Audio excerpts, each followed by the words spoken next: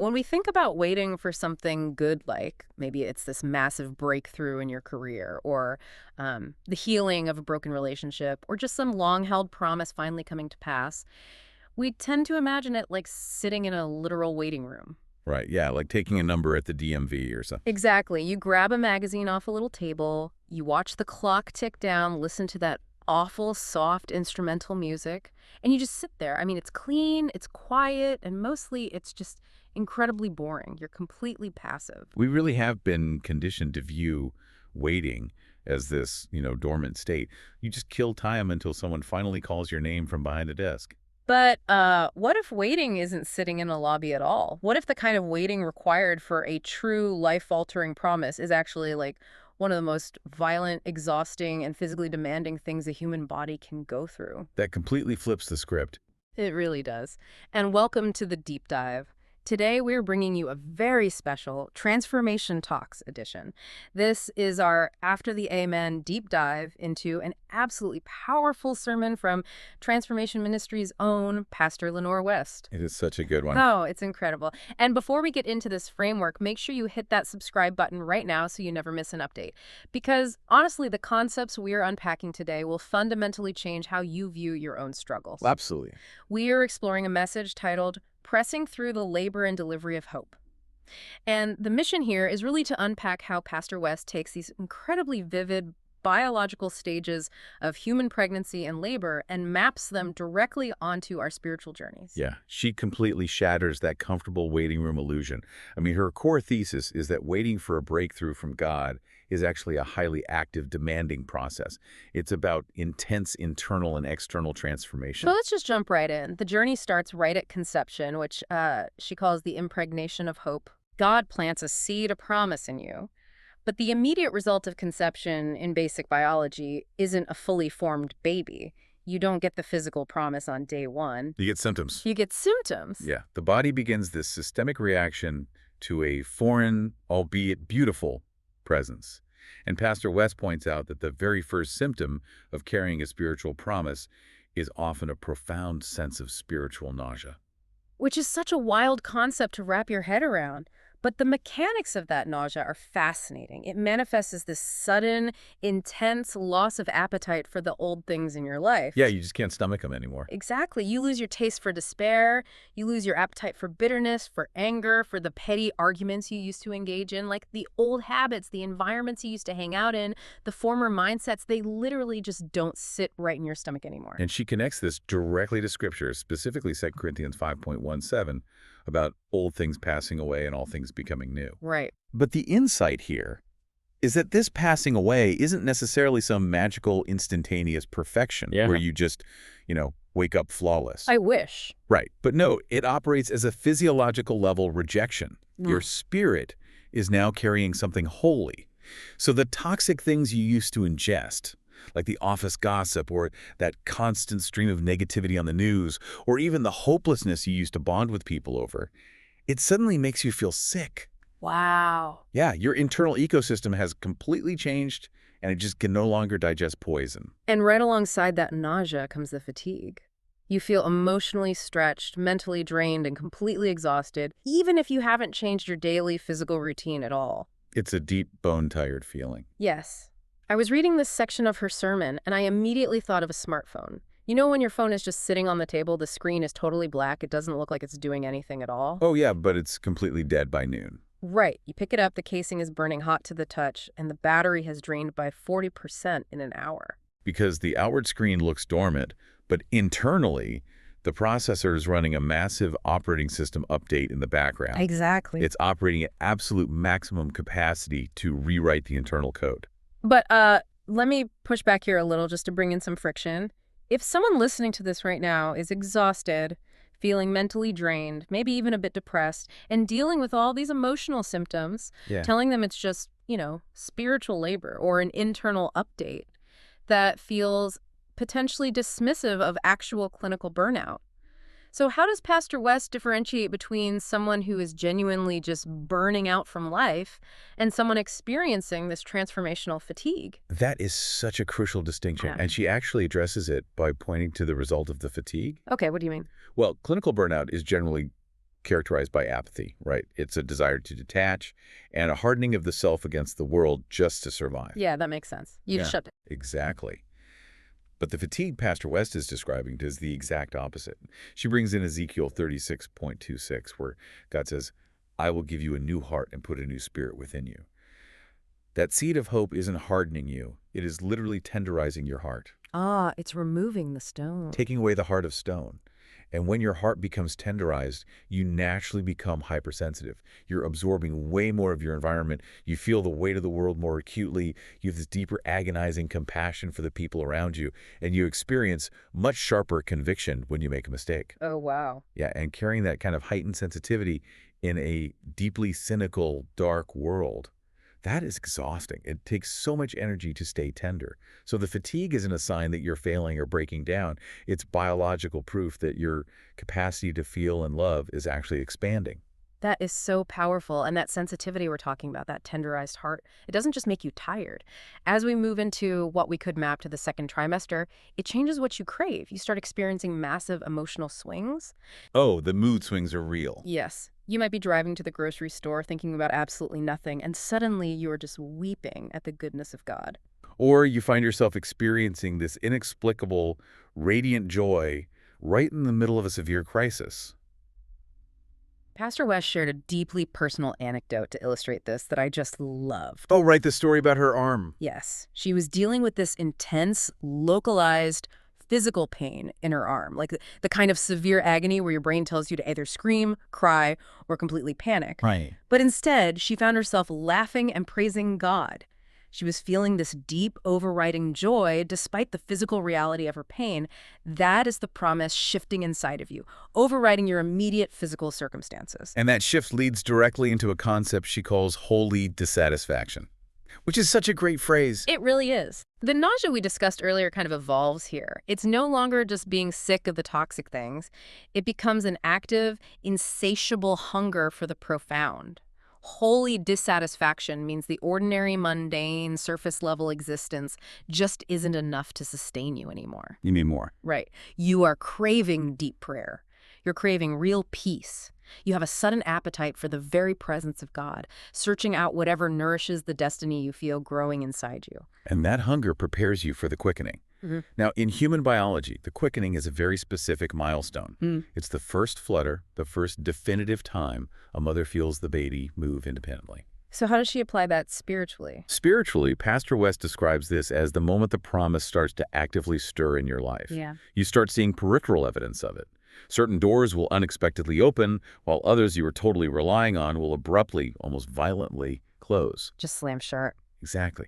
And new ideas suddenly awaken in your mind out of nowhere.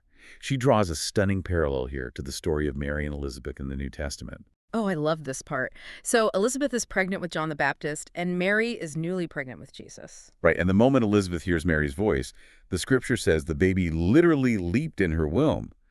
Pastor West uses this to explain how a spiritual quickening functions in our daily lives. Because your spirit recognizes it. Yes.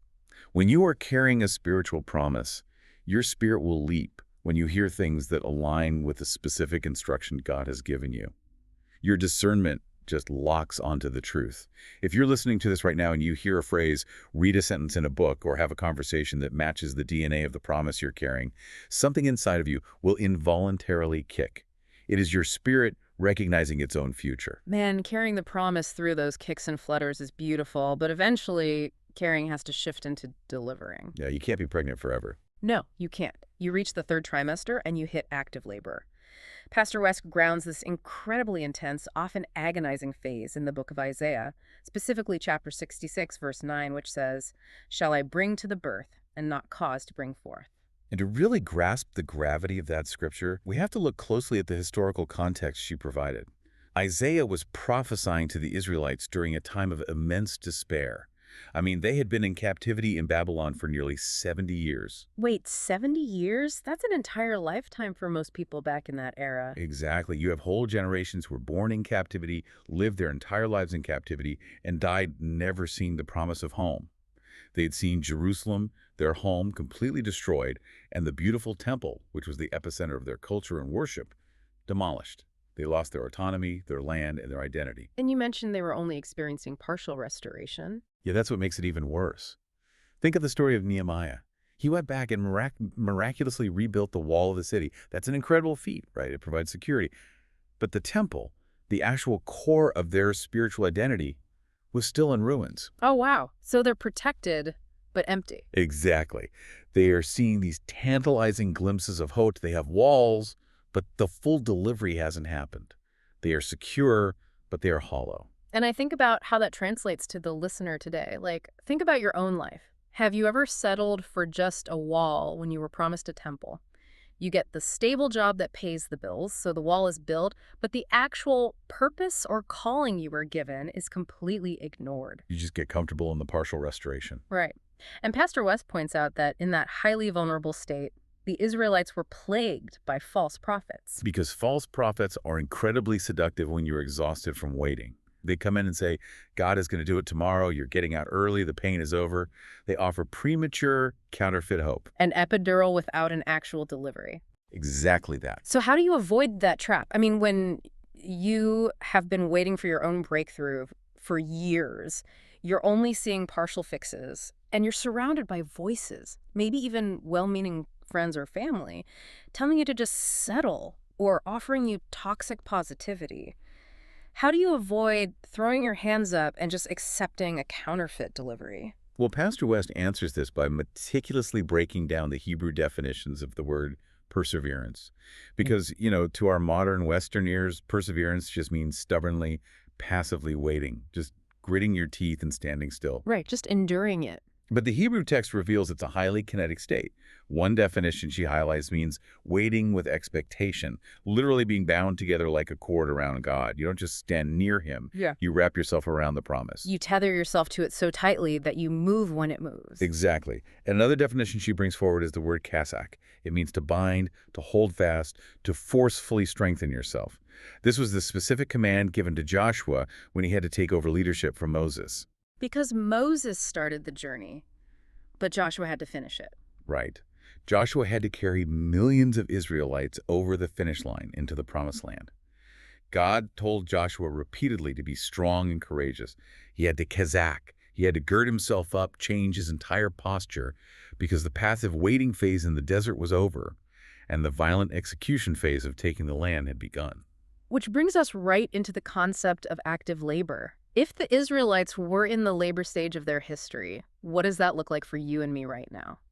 Pastor West says before the final delivery, you will experience contractions. And in the spiritual realm, contractions look like erratic, unpredictable waves of testing. It is intense spiritual warfare. Oh, yeah. It's those days where it feels like you're being attacked from every possible side. Your finances take a hit, your car breaks down, your relationships are strained, and your emotions are swinging from mad to glad to happy to completely devastated, all within a 12-hour window. It's exhausting, but she makes this vital point. The closer the promise comes, the greater the pressure becomes. The pressure proves the proximity. I love that. Yes. And that escalating pressure leads directly into the transition phase of labor. Biologically speaking, transition is the shortest part of the entire labor process, but it is universally known as the most excruciating. Oh, without a doubt. It is the phase where the human body is pushed to its absolute breaking point. It's almost always the exact moment where the mother looks at the doctors and says, I can't do this anymore. I'm going home. I want to quit. And for the person listening to this right now who feels completely numb to their situation, like they've just shut down to survive the waiting, Pastor West uses a brilliant epidural metaphor. Oh, this part blew my mind. Right. She says, look, even if you are in the hospital bed and you have an epidural, even if the sharp, agonizing pain of the contractions is chemically masked, you still have to feel the pressure. Because if you don't feel the pressure, you won't know when it's time to act. Yep. The pressure isn't there as a punishment from the universe. It is a vital biological and spiritual cue. It's informational. And this marks a massive pivot in the sermon, and a massive pivot for anyone listening who feels like they are at their breaking point. Up until this transition phase, the posture has been about enduring, holding on, waiting patiently. Yeah. But right here, In the darkest, tightest part of the process, the instructions suddenly change. The command from heaven shifts from waiting to pushing. You have to actively participate in the delivery of your own promise. And she gets incredibly practical about what pushing actually entails. It's not a vague concept. You have to push in prayer, meaning your prayers transition from asking for comfort to demanding the manifestation of the promise. Right. You push in obedience. She notes specifically that this is the stage where there can be absolutely no more disobeying in the small things. Yes, the small things matter immensely now. She uses the phrase, a little leaven ruins the whole lump. During the waiting phase, maybe you could get away with a little compromise here or a little gossip there. But during the transition phase, the margins for error completely disappear. Compromising on the small moral or ethical boundaries taints the entire delivery process. You have to push in faith, bearing down, even when you are terrified. And you have to push through fear and discouragement. This is where she drops a very strict warning for the listener, actually. About discernment, right? Yes, you need your spiritual discernment to be razor sharp during transition, because the enemy will use anyone to discourage you. Anyone. Saved, unsaved, titled, untitled, family members, strangers on the internet. Because if someone is not spiritually sound, if they are speaking against your purpose or telling you that what you are trying to do is impossible, they become a tool for your discouragement. Exactly. Remember that holy dissatisfaction we talked about in the second trimester? This is where it becomes a defensive shield. You have to be deeply dissatisfied with and entirely reject any voice that contradicts what God told you when you were in the dark. You just have to tune out the noise, bear down, and finally, you reach the crowning. Yes. In medical terms, crowning is when the baby's head becomes visible. Spiritual crowning is the first undeniable, visible evidence that the breakthrough you have been carrying in the unseen realm is finally manifesting in the physical world. Like the job offer actually arriving on your desk. Yes, or the medical report comes back clear. The prayers you have been weeping over for a decade start getting answered back to back. The manifestation is real, but there is a crucial caveat here regarding how that manifestation actually arrives. Pastor West shared another deeply personal story, this time about the actual healing of her arm. Right. She had been praying for healing, and she admitted she would wake up every single morning, test her arm, and see if God had miraculously fixed it overnight while she slept. But he hadn't. She had to go through a rigorous, sustained process of healing, and she realized something profound here.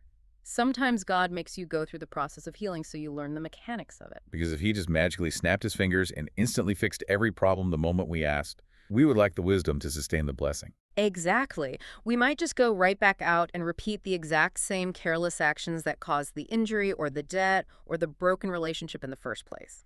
The process produces the wisdom to sustain the promise. But eventually, the manifestation does arrive.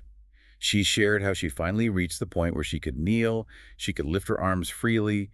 The pain was entirely gone. The delivery had happened. And the ultimate reward of that delivery is something Pastor West connects to John 16.21.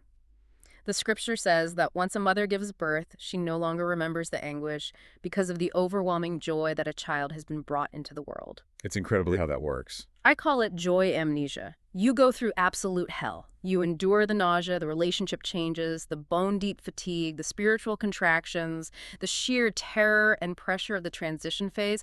But when that promise is finally placed in your physical hands, the joy completely rewrites your memory of the trauma. It completely eclipses it. Pastor West summarized this with such a profound statement. God won't even let you look like what you've been through. That is so good. The world won't be able to look at you and see the scars or the bitterness or the exhaustion of your waiting season, because the glory and the sheer joy of your delivery season will be so radiant. It reframes the entirety of the suffering. It gives a specific life-giving purpose to the pain. Wow. We want to leave you with one final provocative thought to mull over today as you look at the diagnostic muddy waters of your own life right now. Think about the exact things making you want to quit today. Just hold them in your mind. If every delay, every bout of that heavy spiritual fatigue, and every erratic wave of intense, uncomfortable pressure you are currently facing is actually just a contraction. Like if it is biological, spiritual proof that your promise is actively moving down the birth canal. Exactly. How does that change the way you respond to your struggles tomorrow morning? What if that overwhelming, desperate desire you have to just throw your hands up and walk away isn't a sign of failure at all, but the exact, undeniable proof that you are in the transition phase, just moments away from delivery? Are you going to give up? Or are you going to push? That is the question you have to answer. Thank you so much for joining us for this special Transformation Talks deep dive. If this message resonated with you, or if it gave you the strength for one more push, please make sure to like this video and subscribe to the channel so we can keep bringing you these vital insights. And we really want to invite you to experience this community and this power firsthand. Yes, please join us live on the Transformation Ministries VB YouTube channel or the Transformation Ministries Facebook page every single Sunday at 10 a.m. And if you want to experience the full context, the passion, and the power of this incredible message, you can watch replays of Pastor Lenore West's entire sermon, along with many others, right on the Transformation Ministries YouTube channel. You really don't want to miss the full experience. Well, absolutely not. Keep pressing, keep pushing, and we will see you on the next deep dive.